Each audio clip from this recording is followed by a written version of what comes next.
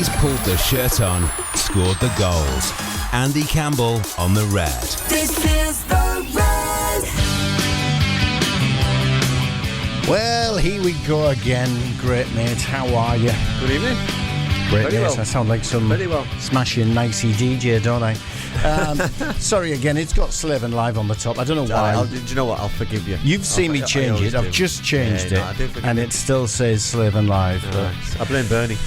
Yeah, so do I. It gets everywhere. Infiltrates everywhere. Rise, first one in on the old Facebook Live. Delete. Okay then. What's that? Good evening, Andy Campbell, Dave Roberts, not forgetting the main man. Steve McClaren. Vicious. I suppose 20 years ago today. We'll give him today. A handful of hours ago, Boro lifted their first trophy. You weren't around, sadly, to see that, to be there, to be part of it, witness it, because Steve let you go. Yeah. Oh no. Yeah. I've caused a problem already on the show. Now listen, I'm old enough and long in the tooth enough to understand that was football. For Middlesbrough, it was the best decision that they ever did to bring in the likes of Malcolm Christie, who helped the boys get on the way. Michael Ricketts, Massimo, Joseph Job, etc. So for me, it was a brilliant decision that the club made to move forward and push forward. And listen, I think, and I'll probably refer back to my own career, that these moments that are fondly remembered are because that we haven't had success since. You know, that when I scored that goal at Cardiff, that it's still fondly remembered because they haven't had many positives since. And I think if we had a little bit more, if we'd had a few more silverwares in the trophy cabinet, it might have been a little bit more positive. But it's a day that every Middlesbrough fan will remember. A great occasion. I think it would have been brilliant to be at Wembley. You know what I mean? Don't get me wrong, but it was brilliant for me personally because I was living in Cardiff at the time. Yeah. So it was great for me. Did you get to the game? Did you see it? Did you watch the former club, or was it still too raw then? No. I was there. I nearly wasn't there. Very interesting story. Played for Cardiff on the Saturday. Didn't have a very good game. Not just me. Yeah. The team. We got walloped. I think it was 3 or 4.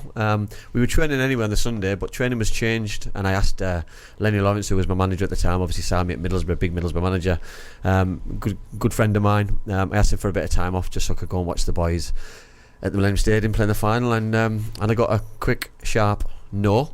I had to go to training. Ooh. So I ran from Ninian Park to the Millennium Stadium in my Cardiff City training kit and watched the game with my Cardiff stuff on with all the Middlesbrough fans. So I was probably the odd one out who looked a bit stupid, but I wasn't missing it for nobody.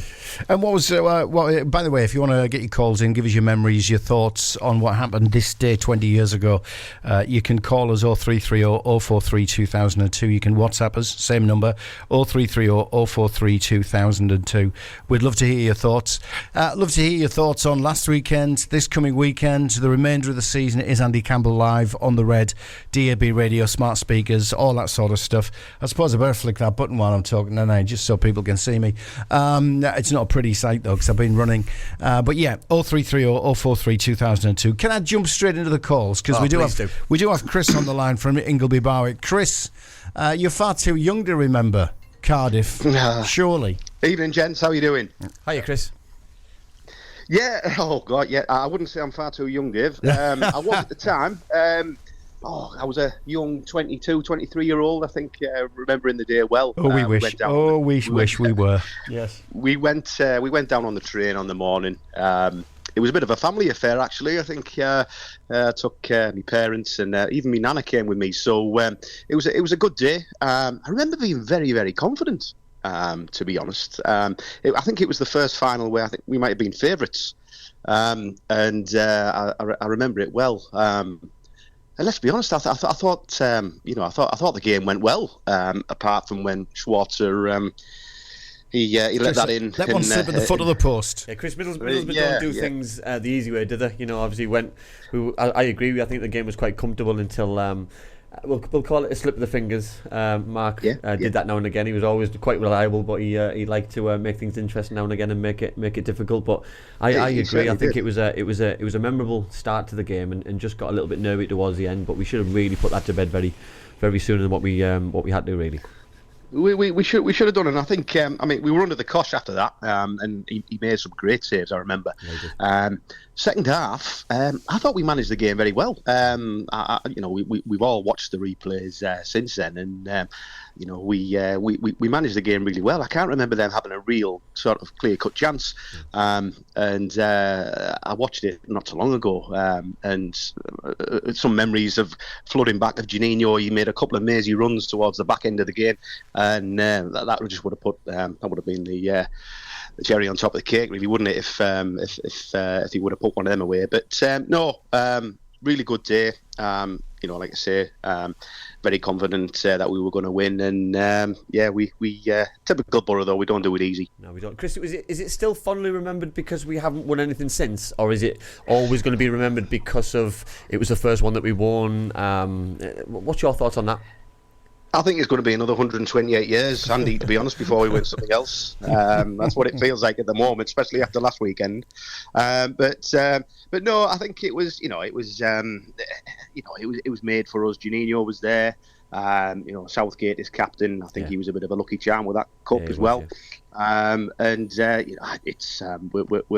can't see us getting close to anything at the moment. I know we got to the semis, but we came across some outfit which I won't name, they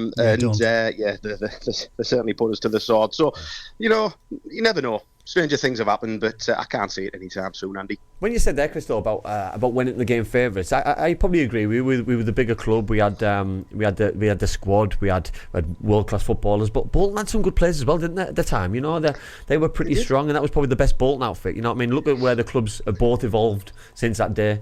That we were both in Carling Cup finals, and then now they're in League One, I believe. They're struggling to get out where they are. They're probably punching above the weight in terms of where the club is in stature. Look where we are. You know what I mean? We're flattering to deceive currently. It just shows how football's evolved over 20 years, I guess. Yeah, certainly does. I mean, they had big names, didn't they? Jokiev, Campbell, and Kocha. They had some great, and Emerson Tom wasn't bad at the back as well, and he made a couple of mistakes in that game. But I went into the game thinking we were favourites. It was certainly a game that we said that we could win, and we did. So very happy, great memories. To me, it seems like a lifetime ago. To be fair, people, a lot's happened. We've been to Eindhoven since then as well. Oh yeah. But great times, great memories, and just hope another one comes on the horizon very soon. The final question, Chris. Then, did you cry? That's one question that's come up on social media. I didn't at the time, but on the second goal, I was next to my brother and he got his nose smashed in by a fan. I bet he cried then, did he? Yeah, he cried. Yeah. We were all, as you do, jumping and cuddling people who you don't even know. And the next thing I knew, I turned around and he had a bleeding nose. So, I didn't cry, but it was certainly an emotional day. Yeah, cracking. Thanks, Chris. Appreciate it, mate. Brilliant all stuff. Right, guys, cheers now. See you now. Bye bye. Chris Ingleby-Barwick. His thoughts, his memories of that day in Cardiff, and it's a city you know very well, isn't it? It is a city. It's a stadium I know very well. It's a city I know very well, and listen, it couldn't have been for me any better. I went to a lot of cup finals there, living there because I was very fortunate to play for a club who got tickets there very very easily, and obviously when Middlesbrough got there, it was a dream come true because it's on my doorstep. I could have a lot of family there, a lot of friends there, so it was really good, and it made it more special for me. Obviously I'd played there the season before for Cardiff in the playoff final, scored the winning goal, so to see my team lift the trophy there, in the first trophy that I thought we were going to win, a few more by the way, I didn't think 20 years down the line I think that was going to be our only one. But there you go. It was very special. That's how far football's left us behind. We will be joined a little bit later on the show from the man who let Andy Campbell go. That's probably his only bad decision. And the architect of Boro winning that trophy, Steve McClaren, the Boro boss at the time, is joining us a little later in the show. So it'll be good to get his insight. Let's switch those comments. What's that? The comment first about the architecture of the winning the trophy and his instrumental. Oh, did you start it a few years prior? You started the run to the Millennium Stadium a few years before. You don't win trophies overnight. You've got to build the foundations first. Love it. Calls are flying in Rising. He's our 51% Plymouth and 49% Boro fan. 99% Plymouth right now, I guess. Yeah, I bet he is. How old are you? How old are you, Rye? I turned 35 in 35 just over 2 weeks' time. So Did you forget that for a minute there? Because you sound like you were a bit confused. Well, it's just Just a number. numbers. It's just a number, mate. It is just a number. Two numbers, actually. Two. Sadly, Two in high my numbers. case. Sadly, yeah, they add up to a lot in my case. So come on, Rye. Do you remember Boro winning the Carling Cup back in 2004? Yes, of course I do. I was actually living in Boro at the time. And All right. It was my first season as a Boro season ticket holder Ooh. in the North Stand. And funny enough, I was actually going through my season ticket back then with my granddad 2 days ago, because he was like, "Oh, look at this, look at this, look at this," and I'm like, "I remember it." To have a season ticket though, right, with those kind of players, the style of play that Steve brought in, that must have been a real exciting time, because obviously Brian Robson's been there and brought in the world-class stars, but then we evolved as a club. But I think as a squad, we got better. We didn't have the probably individual stars that we had in Janino. I know Janino came back. Janino, Ravanelli, Boksic, Emerson, etc. We had a better group, I believe. Yeah. I think like having Janino around. I mean, he was my all-time favourite player from like when I was 6, when he first joined the Boro. So I mean, I was like so happy that does make us feel a little bit old. Yeah, thanks, mate. Yeah. And I was able to watch him live as well, and it was just amazing to see him play for the Boro live instead of watching him live on TV. So how on earth did you become a Plymouth fan? You should have been 51 Boro, 49 Plymouth, mate. Come on. A small matter of last weekend's got nothing to do with that. Well, it was because I was born in Plymouth. I know, mate. I know. I'm taking the mic. I mean, and you were in the Boro at the time of Janino. Come on. It's how. Yeah. The story of me actually going down to Cardiff was like we set off at like 2:00. We went and picked up a cousin that lived in Kobe Newham, and then his mate who lived the other side of Boro. And we went and drove down the long motorways all the way down to the M5, and then obviously we went down the For goodness' sake, M50. mate, don't. If you're telling us how you got down to Plymouth, don't tell us because it takes forever. No. What, after that 2-0 defeat? Yeah, thanks, mate. Yeah, go on then. We'll give you the opportunity to gloat right now. Well, it's the only 15 time seconds. I can gloat. But I mean, I'm off to the 20-year reunion tonight, Yeah. which is nice. Unfortunately, obviously, Janino can't be there due to personal reasons, but it's really nice that I'm going to be able to get to meet some of the stars of 20 years ago. I think it's important though, mate, that players give back things as well, because I think when you're a player, and I'll put myself in that category, that you live in this bubble, you live in this real small bubble that you don't see out of it really. You look at the next game, you look at the next training session, you probably look towards your holidays, and you forget the bigger picture. You forget about supporters, and it's only when you retire and you come out of the game that you realise probably what you've achieved, the legacy that you've left, the memories that you've made young people. You know what I mean? Ryan talks there about being 6-year-old when Janino came. You know what I mean? Being a young boy when they won the Carling Cup. That you forget those young people who've now become adults and have had the frustrations that we've had for many a year with with watching the club and playing for the club and being part of trying to achieve something but never really getting there. But the legacy which those players, that manager have left, and I'm hoping we can get that again, but the legacy that those have left is absolutely massive, because that's one thing that nobody can ever take away from us when they talk about bigger teams down the road who've never won anything. You know what I mean? That's one thing that we've achieved, and one thing that nobody can ever take Just away. got a quick message in from Steve McClaren. He said, I'm running a bit late. It'll be about 7:45. I'll join you. Okay. So if you're wanting to have a listen to Steve McClaren, the architect of 20 years ago, with everybody else who was in the camp as well. Really scared, isn't he? Really scared. That's it. Of you. Then he's going to join us at about 7:45. Go on, right, because we've got plenty of calls coming in. We're going to have to move on very soon, mate. What was that point? Obviously, I actually missed school the next day because I was so celebrating that victory like nobody's business, and the teacher caught me. I'll raise that one. I nearly missed training the next day with Lenny Lawrence because I had a little bit too much to drink the night before. And Good man. yeah, I know. Good man. I know, but I had the game on the Tuesday, so I probably shouldn't have been drinking on a school night, so to speak. Absolutely. Totally agree. Up the Boro. Well Yeah, done. too right. And, Well and, worth it. and Rye, begrudgingly, well done, mate. There was only one horse at the race at the weekend, so enjoy those 3 points. I'm taking them back to Plymouth tomorrow. Good man. Rye, our 51-49er. I think we better explain that somehow, hadn't we? But there you go. Our 51% Plymouth fan, 49% Boro fan,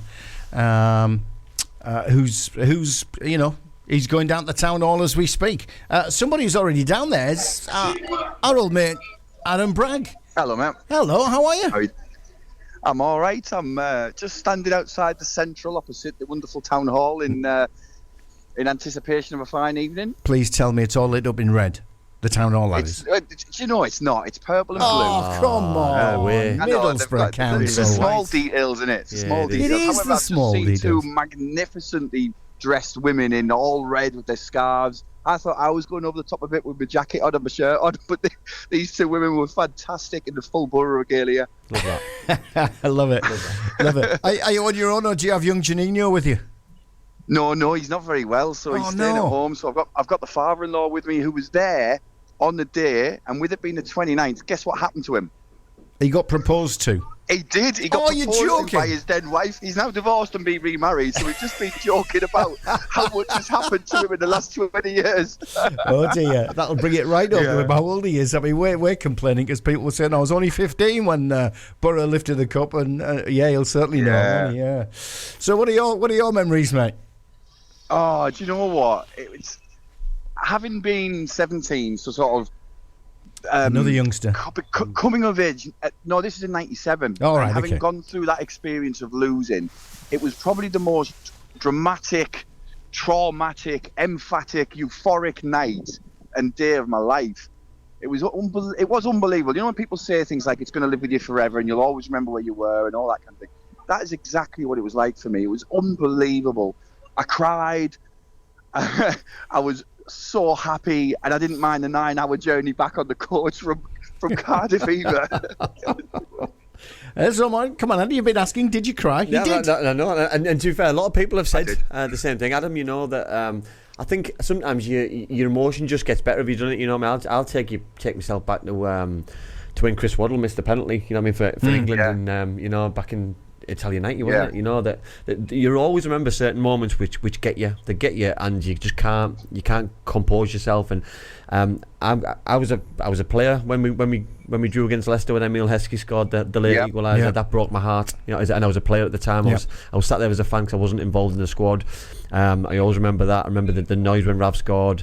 But the Millennium Stadium, it had a different feel about it when I wasn't a Middlesbrough player anymore. And when I went there, it was a lot calmer. I think I was a lot calmer. I think I went there enjoying it, like Adam said, and I think when the game started, I think the players knew exactly what they needed to do, and I think they executed what Steve wanted them to do magnificently, and I think I agree. I only had about a 5-minute drive back home, which is a little bit better for me, but it was a nice 5-minute drive back home though. It was. It was a strange feeling, Andy, though, wasn't it? Because it was inside, the roof was shut, it felt very dark. Yeah. It was a very strange atmosphere, but Yeah. I'm not sure I remember it being fun. I remember Schwarzer with that terrible error. Yeah. I remember him making an incredible save where it hit the post and he grabbed it again. I remember him making another save. I remember them having his free header a couple of times. So I don't remember it being fun. Yeah. It was fun at So the 2-0. final whistle. Yeah, it was fun. It was fun at 2-0. It was fun in the first 10 minutes, mate. Interesting, Dave, what Adam says there about the roof, though. The roof made a huge difference at the Millennium Stadium. Yeah. It made a huge difference Yeah. to the atmosphere. I've been there for rugby games, football games, different events when the roof's been open, roof's been shut. And when the roof's shut, the echo, the noise, the heat from 90,000 people there is just magnificent, you know. And I think if anybody's never sampled that atmosphere, you know what I mean, because of various age, or didn't get an opportunity to be lucky enough to go to that game, try and go to the Millennium Stadium just for that alone, because the atmosphere was electric and the noise. I'd always said about the noise at Wembley when Rav scored that goal was the loudest. Yeah. But the noise throughout the game in the Millennium Stadium when the roof shot is just phenomenal, because it echoes, it stays there for quite a while, and it's just never ending. It just bounces around the stadium, and it's just unbelievable, really, really scary. So what's the overriding memory then? If there's one, Adam, what is it? Oh, do you know? It has to be the final whistle. I do remember you put that great stat on Facebook today about who was the last Boro player to touch the ball before the final whistle. And I do remember Janino running a good 40, 50 yards with the ball and wishing he would score, just to put our nerves at rest. But the final whistle will always live with me forever. It wasn't the cup lifting. It was just the sheer relief and joy of knowing we'd done it. And it was a time, wasn't it, where magic was actually happening for us. We were competing at the top end of the Premier League. We'd won our first cup, which meant we were in Europe. And suddenly it was this idea of, this is us now. We are now an established Premier League team. Who knew that 20 years later we're going to be languishing around, potentially getting relegated from the Championship 20 years later? But that was the feeling for me of what could come. Yeah, I mean, for me, the overriding thought or the overriding memory is, I remember, again, it's the same as you, it's the full-time whistle. But what I remember is turning to my best mate, who was with me, Andy. We'd gone down there together. And I just looked at him and I screamed, "We're in Europe." Yeah. That was it. I know. We're in Europe. Yeah. And that was the big memory for me. I think sometimes it was like passing your driving test in life. It's like sometimes in your life big events. To me, that was Boro's big life events. We've done what other teams do, and we're now in another phase of our growth. Europe. I absolutely agree with you, Dave. That's how it felt. But sometimes you forget those little fine details, don't you? You know that you're there for the here and now. You're there for the final whistle. You're there for the trophy lift.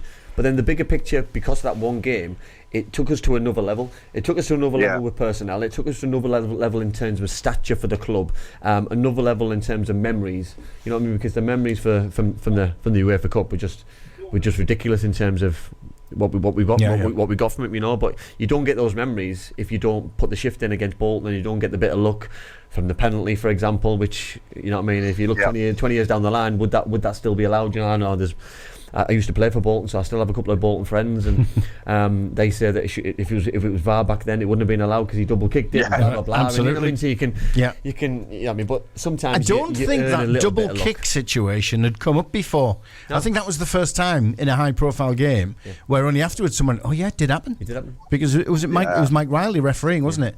It was. I think he admitted after he spotted it, but I think it was so unusual. If you don't notice it though, because I don't think it was too noticeable in terms of. Right at the time, you know what I mean? The Middlesbrough fans were in euphoria. I don't think the Bolton fans really knew until you watch it again later on, and the referee's got one opportunity to see it quite sharpish, and if he's looking at the edge of the box or he's looking at a different moment at that time, you know, it's Big Sam being Big Sam.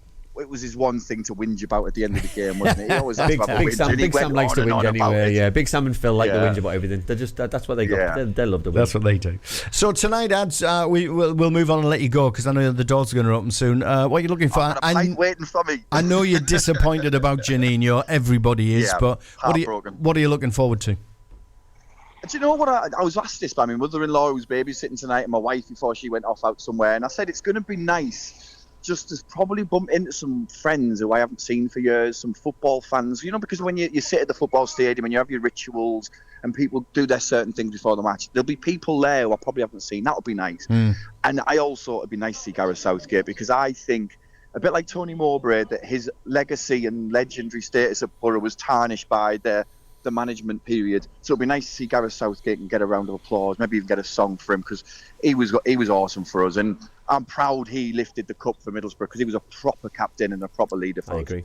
Yeah, he said the same. He's done a great interview with the Northern Echo, and in that he was almost not haunted. That's the wrong word, but he was overshadowed by Mogger and the whole what's the word I'm struggling to find? Come on, Ads, you're great with words.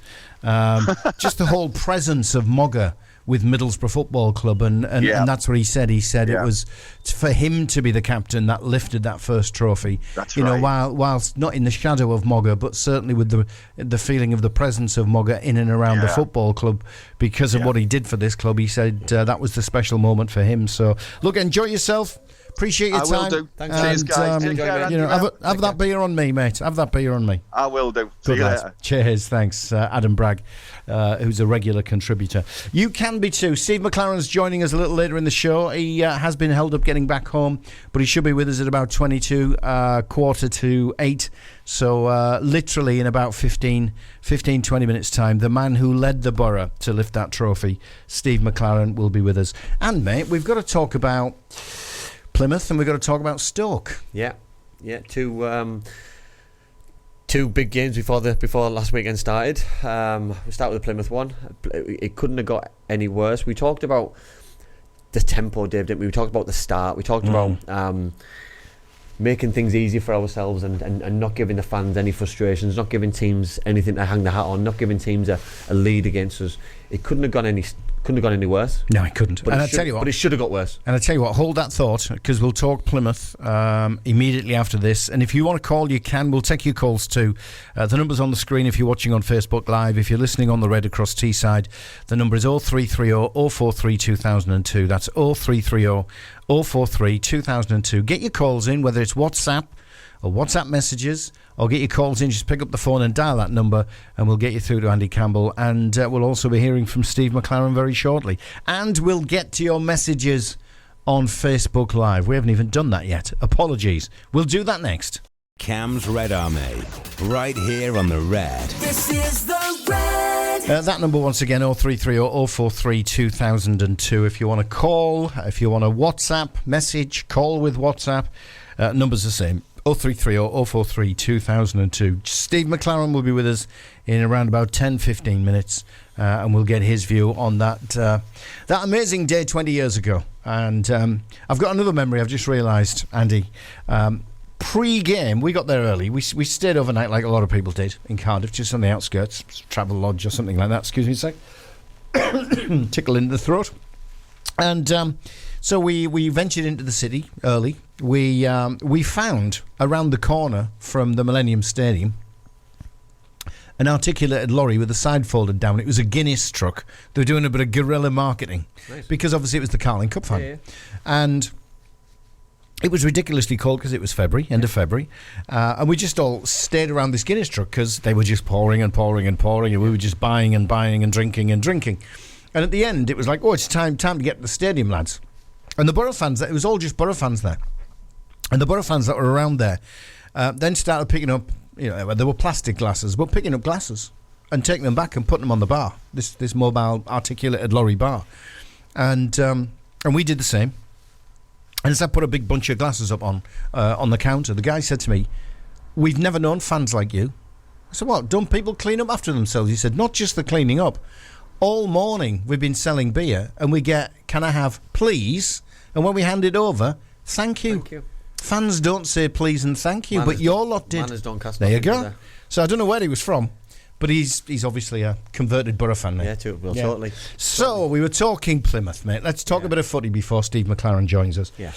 Not good at the weekend. It was the worst performance I've seen, I've got to be honest. Yeah, this season, listen, I think it's time not to hold any punches back, especially after the weekend. That 2-0, it probably should have been 4 or 5, if I'm perfectly honest. I thought Glover made some exceptional saves on the back of some really bad errors in terms of some of the saves he made. I thought he got himself out of jail a little bit. I thought they were so dominant in every single area. I thought defensively they looked solid. I thought midfield, they won every battle. They outrun us, outfought us, they outplayed us, and the centre forward just ran us all over the place, and we couldn't handle anything what they had. If we were playing a top side, I watched Leeds last night and they damaged Chelsea for long periods of that game. You know what I mean? They started strong, but they weren't Leeds. We're talking about Plymouth here, and we're talking about the team who's won one game away from them all season, so they doubled the wins. We've picked 1 point up against them out of 6 potentially this season.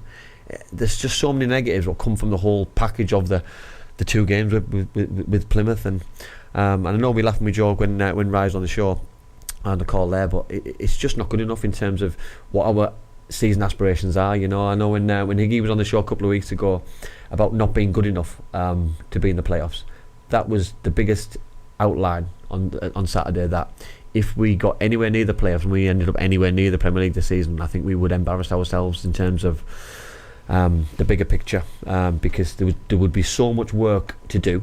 It would cost us far too much investment to get anywhere where we'd need to be competitive. That I think we need to understand that we don't run before we can walk. And I mean what I mean by that is certain players need to grow in certain areas.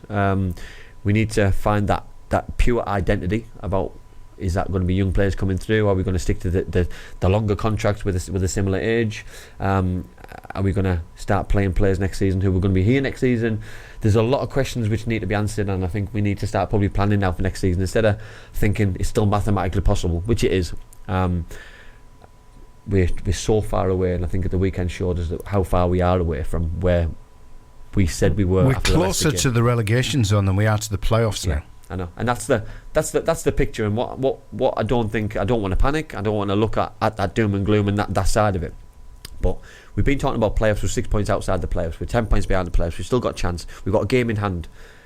Listen, forget about it. You know what I mean? If we have a good end to the season, brilliant, because it'll take us forward to next season. That's what we need to look at. Let's see how many games we can win. Let's see if we can make the Riverside a fortress that we can plan for next season. Can we pick some important results away from home? Can we try that formation that's worked this season, 3 at the back, which we've had some positive results? Is that the way forward?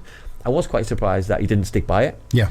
If I'm perfectly honest, for something which worked so well 7 days previous to something which worked so badly in terms of 7 days later. But could he be thinking? Could he be thinking that's not the sort of formation to play at home? You've got to be more attacking. Listen, I agree that why he changed it. Yeah. And I agree with the personnel. It was the lack of quality for me. You know what I mean? We had the ball in dangerous areas. You know what I mean? Sammy Silvera had the ball in some really good areas. Lacked his final ball. His quality in the final third was not good enough. We don't have that outlet in terms of the centre forward. We've been saying that for weeks and weeks and weeks, and you know what I mean, and that's not going to change, by the way. So there's no point. I'm not going to sit here and whinge about it and complain that where we're going to get it from, what we're going to look at, what's the plan, because we've got what we've got for the rest of the season, and we've got to get on with it. For me, we've just got to try and just make the best of it, make sure that we don't slip up over the next couple of weeks, and then start looking behind us. Yeah. Because the likes of Stoke, who we play at the weekend, they're in deep trouble. Yeah. Absolute deep trouble. But a couple of wins for them can get them out of trouble. And if they win on Saturday against Middlesbrough, then you're starting to probably look over your shoulder a little bit. You know, that I watched them extend the highlights of the Stoke game because they played Cardiff at the weekend, and Cardiff have been struggling, and Stoke looked a very poor outfit. And how many times this season have we said that the game before they played Middlesbrough, that team looks terrible? We said it against Rotherham, they turned us over. We said it against Plymouth, they turned us over. You know, that we need to be very careful and very aware that just because they're down the bottom of the league, it doesn't make them a bad side. Any team in this league, apart from probably the top 4 or 5, can beat anybody. Particularly if you're off your game. If you don't bring your A game, or at least your B game to the table, you're going to be in severe trouble. You know, because listen, Stoke's not a very nice place to go to, and they'll be fighting for their lives. When their atmosphere is good down there, the fans get going. You know what I mean? They'll probably have some grumbles. The fans will be demanding a little bit more from each player. Yeah. The manager will be doing the same. You know what I mean? They're coming off a real poor form of results. We just need to make sure it's not against us. They don't turn the corner against Middlesbrough Football Club, and we need to make sure that we get a positive result, because we talk about back-to-back wins, which we've never really had all season. We've never had that back-to-back 6 points where we can plan for the next one. We've had back-to-back bad results and defeats. We can't afford to have that going again, because I'm not talking about the players, forget that. What we don't want to do is getting stuck in a rut and then starting to think, where's this come from? How come we're fighting bottom 6 or bottom 7 and not looking up? You know, I want a positive end to the season. Yeah, I mean that would be the ultimate, wouldn't it? But we are in a bit of a rut, and we're just now must be getting cold. We're just 9 points away from the drop zone. Is there any chance we could get sucked into that relegation battle? I don't believe so, only because the sides below us are poor, and they're poor in terms of probably squad depth. They haven't invested in the window. They've lost players. They run really, really bad runs in terms of they've had probably the run that we had at the start of the season, and it's hard to change that mindset at this time of the year. Probably the teams who are doing the best of the teams are probably adrift. Rotherham are starting to do all right and picking up half a couple of points even there, but it's probably too late for them. And I think we talk about the playoffs, only one spot. Rotherham are down, so you're probably looking at 2 spots. So that's probably your Rotherham are down and they took 4 points off us. That's your saving grace, and I think that's our point. You know, that they took 4 points off us. Plymouth, they took 4 points off us. Sheffield Wednesday have took 2 points off us, and we still got to play them again. You know what I mean? There's what so many. Against Huddersfield? I've got a feeling Huddersfield took points off us as well, didn't they? We beat them in the Carabao Cup. But in the league, they took points, haven't they? Yeah, they've taken points off us. And I think we look at the bigger picture. We've talked all season, haven't we, about beating teams in and around you, being able to drop points against teams below you. Hopefully that doesn't come back to bite us on the backside. Thanks. Because that's where. Don't even go there. Go there. Steve McClaren's going to be joining us. We've got a short ad break to take shortly. In about 5 minutes, Steve McClaren will be with us to tell us his memories, his views of that great day in Cardiff. But until then, by the way, apologies once again.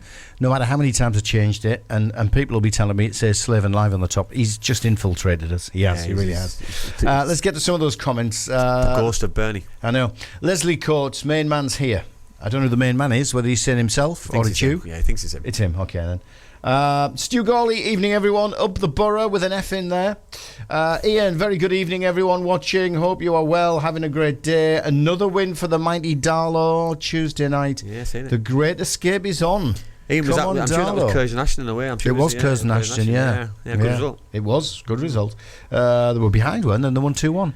Yeah, I think they were, so. Yeah, good result. What have we got here? Ian just keeps sending loads of messages to people.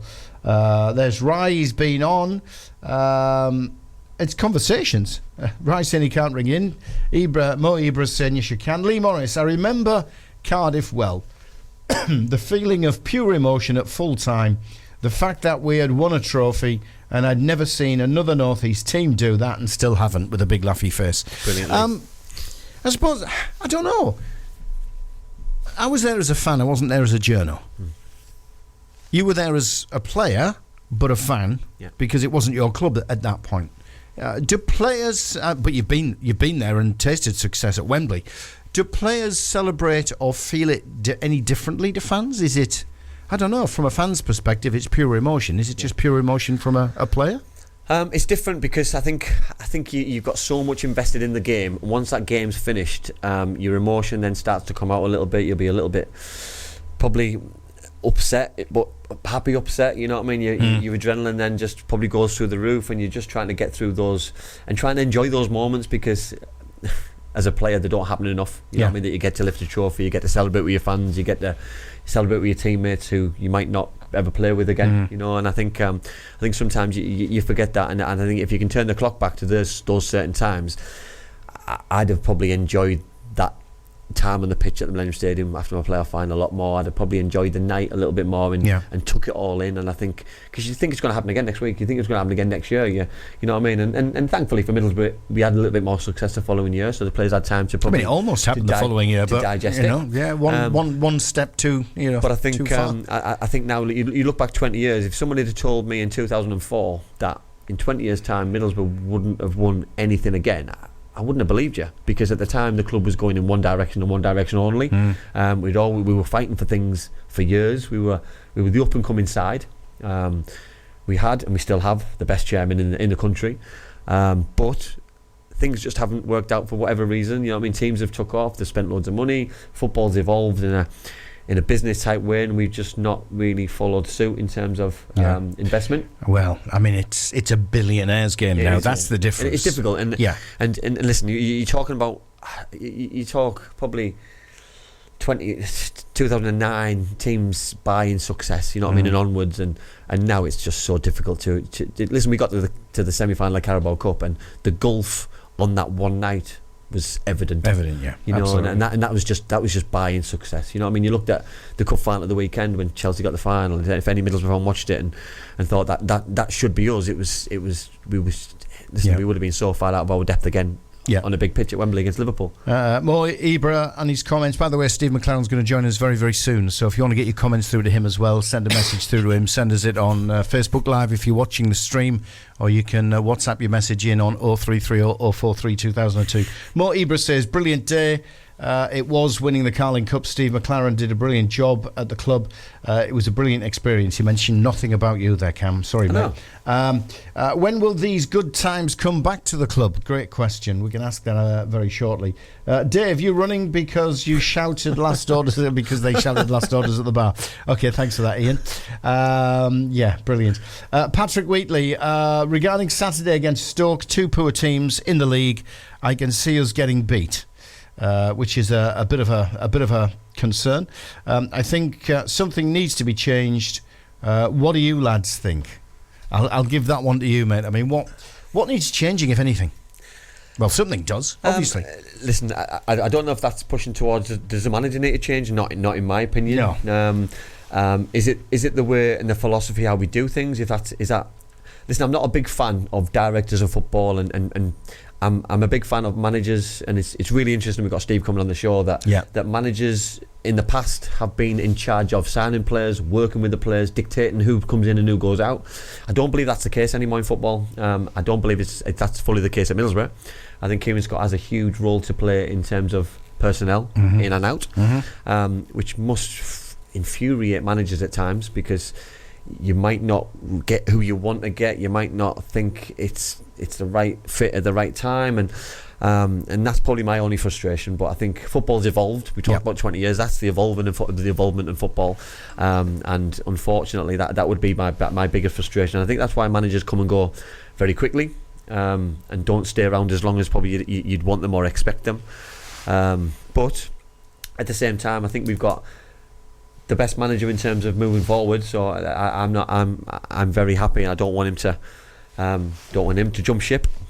I don't want us to panic and go. Tell you what's going to change. What's going to change is there'll be investment this summer. What we didn't spend in the winter transfer window, I reckon. We spoke about this. I think Steve will give Carrick what he needs. Yeah. That's what I think. I hope so. Yeah, and I think if that is the case, listen, centre forward is a must. That's one thing I'd change. I'd change a number 9. I'm not sure who that number 9. Phone's on, by the way. Phone's on ready. Phone's on ready. All right, then let's take a quick break. Steve McClaren should be with us next on the Reds, on Andy Campbell's Red Army. That number, if you want to get involved, 0330 043 2002. And if you want to drop a message either to us on WhatsApp on that same number, 0330 043 2002, or on Facebook Live, the comments there, the starting. You want to drop that to Steve or Andy. Just don't drop it to me and take the mic. Then please do. We'll be right back after this. He's pulled the shirt on, scored the goals. Andy Campbell on the Red. This is the Red. And I'm pleased to say, Andy, we are joined by Steve McClaren, the man. I described you earlier, Steve, as the architect of that great day 20 years ago, but I suppose there was an awful lot of people, whether it's players, staff, backroom people, that contributed to what happened on this day 20 years ago. Is that right? Oh, without a doubt. From the first day I joined Boro, it was the most important thing I did was bring my own staff in. And Steve allowed me to bring 4 or 5 in. Bill Beswick, Paul Barron, Steve Harrison, and Steve Round. And they were integral in what we achieved in the 5 years. We were very close. There were difficult times at the beginning, Andy, you'll remember that. Yeah.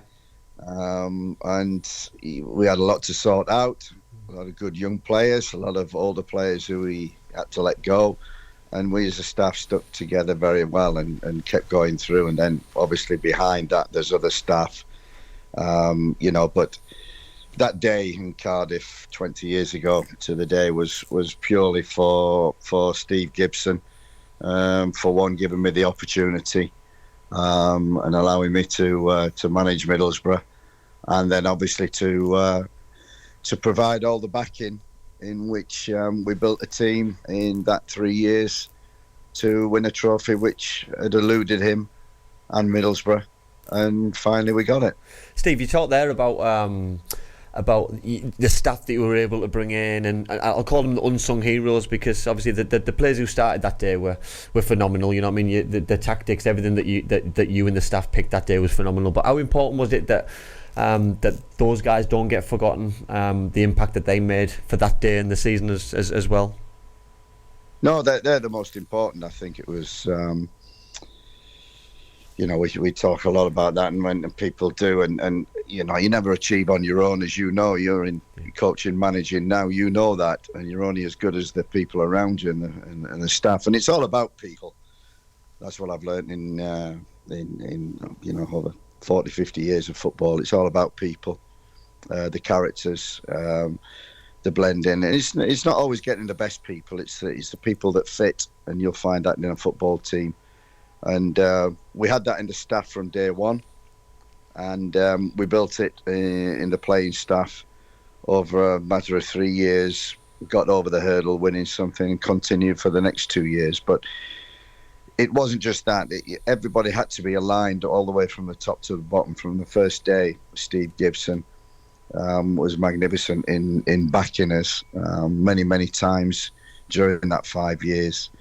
I was in trouble, and he could have easily let me go, but stuck by myself and the staff, and got the rewards. Talking about the cup final itself as an isolation, Steve, how surprised were you, the euphoria and the ecstasy afterwards? Obviously it's a club who's just been starved of any success. As a fan, I've grew up as a Middlesbrough fan all my life. I was lucky enough to play for the club. I was there as a fan to watch you in the Millennium Stadium. I'm still a supporter now, and we're still starved. How shocked were you? How happy the supporters were with the size of the victory, and obviously remembering it still 20 years later. Yeah, it's obviously it's one of the first things when I met Steve was.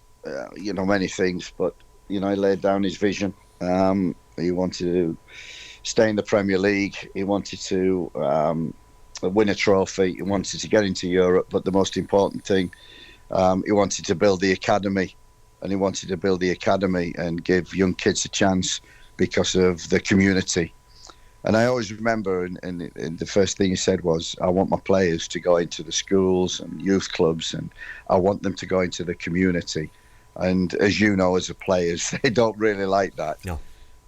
Don't go in the afternoon. They want to go somewhere else and rest. But that was one criteria that he insisted on, that we get out into the community. And that was, for me, how I grew closer to the club.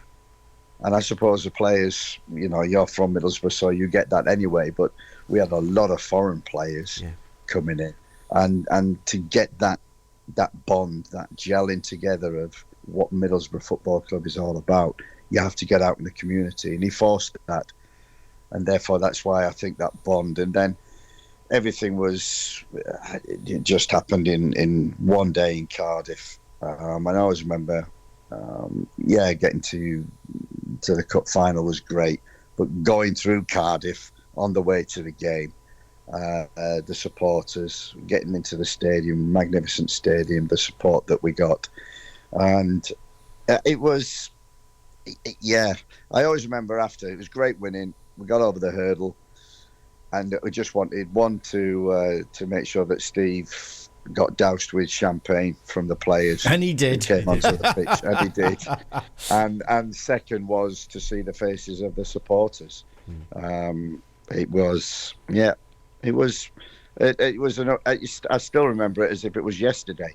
Some of the supporters going around, tears in their eyes, crying, and then the next, I think, day or a couple of days or a week later, we had the bus ride around the town. It didn't think we'd fill the town, but everybody came out. Everybody, it was fantastic. And those are the things, Steve, aren't they, that live in your memory, And we spoke there about, I think sometimes as a player, especially as a coach, as a manager, that you have these big moments in your careers, and you probably don't celebrate them as much because you focus on the next, or you know what I mean. It's only when you're probably 20 years down the line you think, I wish I'd have enjoyed that a little bit more. I wish I'd have probably took that in a little bit more. And when the adrenaline all calms down and you take a little bit of a step back, that you probably wish you'd have enjoyed those little moments, because they don't come around as often as probably you'd like to, or they probably should come around, because football's a ruthless business.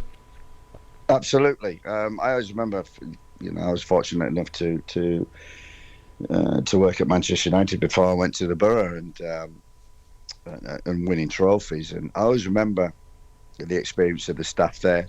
They said, Steve, take everything in, enjoy it, because the days did flash by. When you get into a cup final or you win a league, it just flashes by. And I just made sure from then on, I did it at Manchester United, I've done it ever since. I've really made sure, and I've really emphasised to the staff especially, really slow down, don't rush, celebrate, but don't over-celebrate because you forget it. And the one thing is to remember the faces in the dressing room, the faces in the stand, just little moments that will stick with you, well, for a lifetime.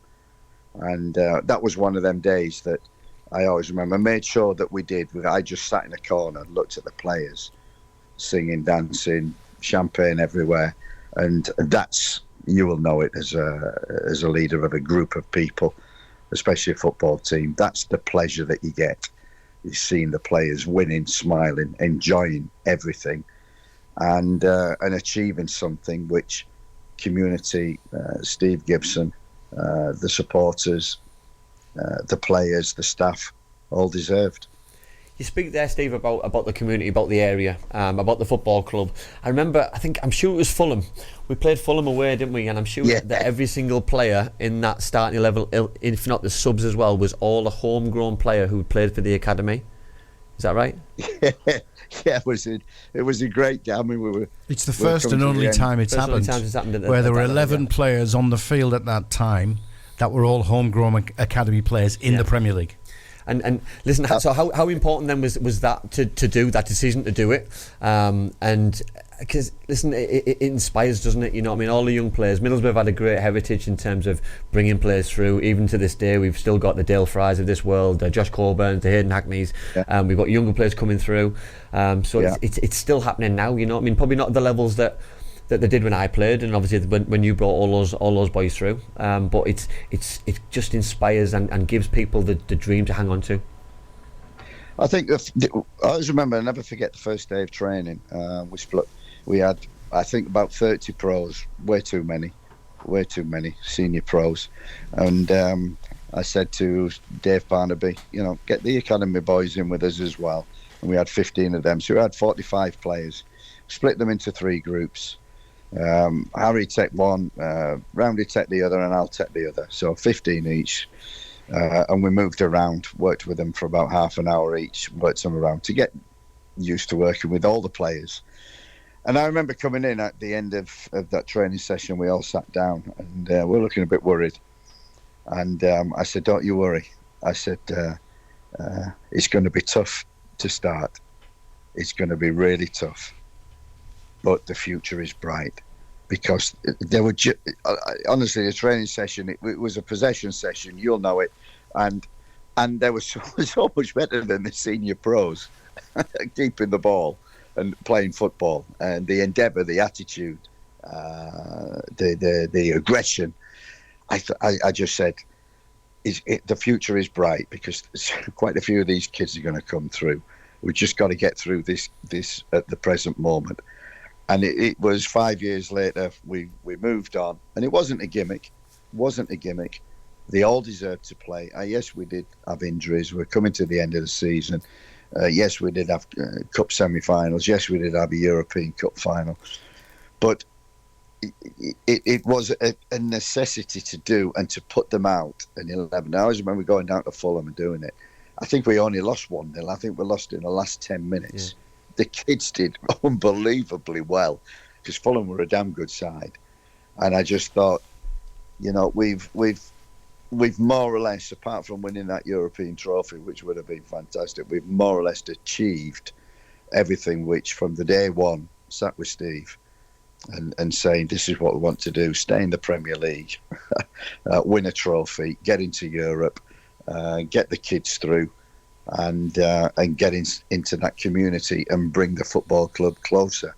And I think we achieved all of that.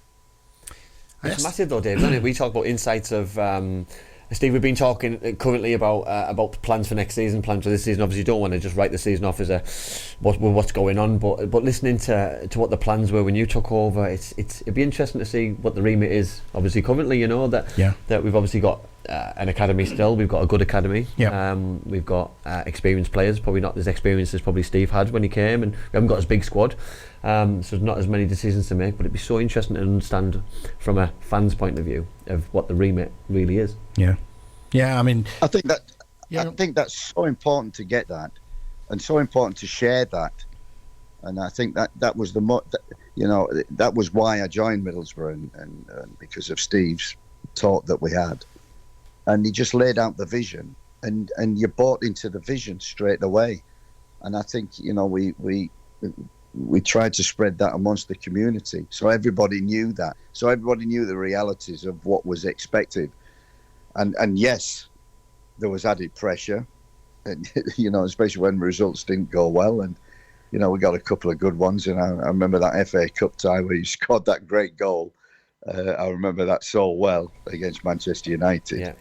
Yeah. So we had good days, and we had some really bad days as well. And you've just got a vision like that just to cling on to hang on to. It's so much better, and I'm positive. Steve stayed with the club. He's invested in the club. Michael Carrick, fantastic player, character, and a great coach. Everybody here at Manchester United talks so highly of Michael Carrick. You can see that in the way that the team are playing when he first came in, and at certain spells this season. You've got the right man, you've got the right owner. You need to build the academy, which he always wanted to do and doing, and you have to make sure that that the vision, everybody knows it. That's the town, the community, everybody, and then everybody can buy into that, whatever that vision is. And I'm positive with Steve, knowing the Championship as they do very well, that Middlesbrough was so close last season to doing it, so close, and they can do it again. And I'm positive that's what Steve wants. He wants to see Middlesbrough back in the Premier League again. And you think all the constituent parts are just about there. It's just a case of getting them in place, adding one or two. But Boro's got a good chance to then take that big step forward. I think. Look. To win, and this is the first thing that I talked about, going to Middlesbrough and building in the first 5 years what we had, and then what we ended with macaroni, Hasselback, Viduka, Yakubu. Amazing. I mean, you only win football matches when you've got strikers of that calibre. Yeah. And Middlesbrough had that last season. They were scoring goals, and they've struggled to do that. So you're only one or two little nuggets away from actually becoming a team that, I've watched him playing. I watched that Chelsea game. He did great at home. He's so organised, so disciplined, got everybody on the same page. They're all working. They've all got character. It's just the missing link. It's just that missing thing. And I always said to Steve, and after we won the cup, I said, we're going into Europe. We need a better calibre of strikers because they make the difference. We had everything else in place. We just needed a better calibre of striker. And Middlesbrough are not that far away. Everybody needs to go up in the Championship, that striker who can score 20 plus goals. And we spoke, Dave, haven't we? We spoke about the importance of that centre forward, Steve. You work with some unbelievable centre forwards currently. The ones at the top of the Championship, the teams who were winning games right up there, the ones who were scoring goals. Look at Leeds the other night against Chelsea. Yeah. Joseph, 2 goals. Was it for a young player? We don't have that currently. That player who's going to get us 15, 20 goals, and that's the difference between making the playoffs, making the top 2. Yeah. Not chasing down the bottom of the league, and it's imperative that we get that right in the next window, which is obviously going to be the end of the season now. Hopefully then, like Steve says, it will make a difference, because the names that you've just reeled off, Steve, there, I think every Middlesbrough fan who's currently listening to this radio station now and watching it on Facebook Live, watching it on YouTube, will have just grinned like we just have, because those names you just read out there are absolutely outrageous. And I think sometimes you forget, don't you, that I think I was very lucky that when I played. There was the Boxiches, the Ravanellis, Mikkel Becks, Hamilton Rickards. But then you had them as well. Listen, they were the top ones as well. They were world class. But then they replaced world class with world class. You know what I mean? Normally, it's you leave the world class and you trade it in for a lesser model. You didn't do that, did you? You went for like if not better. Hang on. But also behind them you had Mendieta, Zenden, Boateng. Yeah, and not forget, by the way, Joseph Job, who scored one of the goals in the Carling Cup final. So you know what I mean. We and Malcolm Christie who helped us, and Michael Ricketts who helped. You know what I mean. So I'm talking international footballers for England, not international sides as well. So it's World Cup winners. The numbers, the numbers of. Steve talks about the squad levels carrying too many players. I've just named 8 centre forwards. We're currently scraping around right now in 2024 with no centre forward. And Steve's greedy with 8. I've got to ask you, Steve, how special were those days?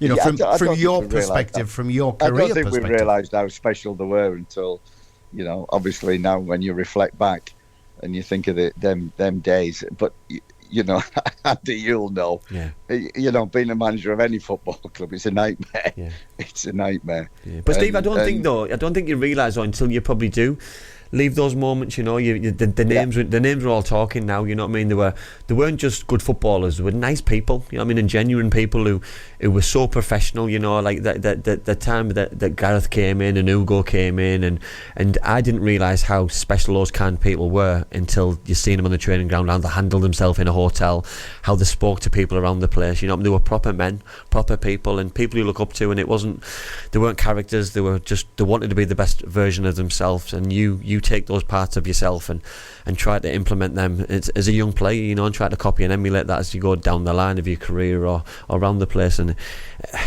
everyone copies each other or trying to take the best bits, and they were just genuinely nice people. Yeah, they were great characters. I mean, Southgate was the most important signing right at the beginning, and then bringing Juninho back, and then obviously winning the cup. And Steve did great. He got Joseph Job back after sending him out on loan somewhere, I think in France, and he came back, and he was a hero in the cup final. But then get the cup final, and the hardest decision I ever made, and one of the hardest ever in football, was obviously letting Juninho go. And I just said, we just needed something different to go into Europe, and Steve went out and got Hasselbank and Viduka, and then the next year Yakubu, and Macaroni we already had, who was developing, and it was great. But I tell you something, managing them 4 was the hardest thing, and one of the hardest jobs of my life. Even now I still look back and go, the times I had to drop Jimmy or leave Viduka out the team or put Yakubu on the wing when he wanted to be centre forward. Andy, players hate that. No. How did a player of that stature handle those kind of moments or conversations? Because we like, listen, you see rotation now in 2024. Players expect it. It's accepted. I don't think it was accepted probably back in the day, 20 years ago, especially that people didn't see it as being rested or rotated. It was probably you get the curly finger and you get dropped. Effectively, that's what it sounded like or came across as. There was never the word rotation was never used. No, we were lucky because we, as we wanted to establish ourselves in the league, but we wanted to be a cup team, and we were a very good cup team. Even when I think about the 5th year we're there, we got into an FA Cup semi-final before we played in the European Cup final. So we always were having 3 games a week. And it was great, not much training and playing games and plays like that, but I couldn't play every one of them.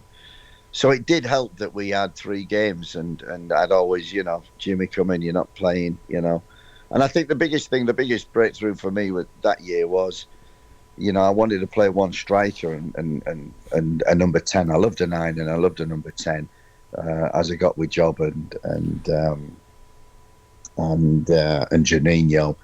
And I had with Carbone and Boxic in the first couple of years. But having that calibre of striker forced me into playing two of them, and especially in Europe where nobody can handle Hasselbank or Viduka. And then we had Yakubu to come on, and nobody could handle them. So the quality that we had, and there weren't rotations, but it was tough leaving them out. But I tell you something, when they played angry, which they did, they were very, very good. They were very good on the pitch, and they took it out on you behind in the background. It was murder, and it was murder. We did ask the fans if they had a couple of comments. Funnily enough, Leslie Coates came in first and said, "Hey Steve, you're still living in Yarm. I think you've moved away now, haven't you?" Yeah. I mean, we loved Yarm, honestly, that much. I think it was over 20 years we lived there. We had 3 boys, loved Yarm School, loved the area, safe community. I felt safe there. And the family just did not want to move out of Yarm, and it was only when the kids have left and we just wanted to try something different. And yeah, we'd not moved far away. We're only 45 minutes away down in Boston Spa near Weatherby, so we still go back. One of our sons is still there, and we've still got friends. So Yarm will always be a great home for us and a great place to go back to. I thought it was because I moved into Yarm. That's why you moved out. You were always there, David. You always helped us out. Come on. Mark Wedder's been on. He said, Steve McClaren, thanks for the League Cup and the fantastic run in Europe. Also, thanks for doing a job on Newcastle. Football fans, Steve, you just can't change them, can you? Patrick says, Steve, thanks for winning the Cup for us and being a great manager. Thank you. And Lee Morris says, can you ask Steve if there's anything he regrets from his time at Boro? Any regrets anywhere? Lots every week. Regret. Lots. Should have played him. Should have done this. Should have done that. Andy, you'll know, making decisions. Yeah. That's the difference in management. You're making 1,000 decisions a day, and you, at the end of the day, you reflect and you go, "Oh my God." And I always remember Alex Ferguson. One bit of advice he gave me. He said, "Steve, if you get 7 out of 10 decisions right, you're being a damn good manager." And I thought that's absolutely right. When we want to be everything and perfect, there are 3 that you will get wrong, and that's been a manager of his caliber. Yeah. So you get halfway, you're like that. So lots of regrets, but in the end, everything kind of turned out. And as I say, one of the hardest decisions for me was one, seeing Janino's face when finally won a trophy, and 2, his face when I had to say, that's it, you come back, you've done your job, you've won the trophy, but we're moving on. They were 2 hardest moments of my life. Cracking. Well, I appreciate your time, Steve. Pleasure. Anything, Andy, before we... No, Steve, I really appreciate your time. It's for every Middlesbrough fan who... listen, we're all huge supporters. The North East, it's like a hotbed for football, and that moment, it will go down in history. It'll never be forgotten because it's the first trophy we've won. Hopefully it's not the last, and someone else can carry on that legacy. But no, really appreciate your time. Brilliant. Thanks, Andy. And I tell you what, Steve, next time we're up in Yarm, we'll have you in the studio and we'll do the Steve McClaren phone. We'll do that. Okay, brilliant stuff. That. All right, all the best. Regards. Well, the man who was we described as the architect, Steve McClaren. Listen, and like I just said to him there, I think sometimes as a supporter, to listen to the little insights there, you know what I mean? Like, was it Lee's question there about regrets? He didn't. He said he had loads of regrets, but they're all minor ones, weren't yeah. But the Janino, there's 2 things what stick in his memory. Him winning the trophy and letting the little magician go. You know what I mean? Because listen, there's tough calls to be a manager. There's tough calls to be a boss in any industry, but every Middlesbrough fan. I suppose it doesn't matter what level you're managing at. They're all probably relevant. Yeah, you've got a player there who loved the club. You've got fans who love that player, but he didn't fit in Steve's plans. You know what I mean? And listen, I didn't fit in Steve's plans, but I was not on the level that Janini was at. So it was easy. I'm surprised he didn't say that I was his biggest regret, in all fairness. But listen, to let Janino go as a world-class footballer, Brazil's finest. I know he had his injuries and he didn't probably hit the heights of what he'd done previously for Middlesbrough, but that's still the biggest call because he knows what Janino meant to Middlesbrough fans, and he knows what the fans and the club meant to Giannino himself. So that's a huge decision. Yeah. Well, we're late. We've eaten into the Thanks next everybody hour, for staying with us. There you go, Andy. Brilliant stuff, mate. It's from a fan's perspective, it's a great day, but I suppose we can only just dream and hope that there is something around the corner for the Boro, and I'm convinced it is investment this summer. Hopefully, we're not waiting 30 years and doing this show again. We all hope so. Right, mate. Same again next week, Yes. and we'll catch you then. See you then. Andy Campbell on the Red. This is the Red.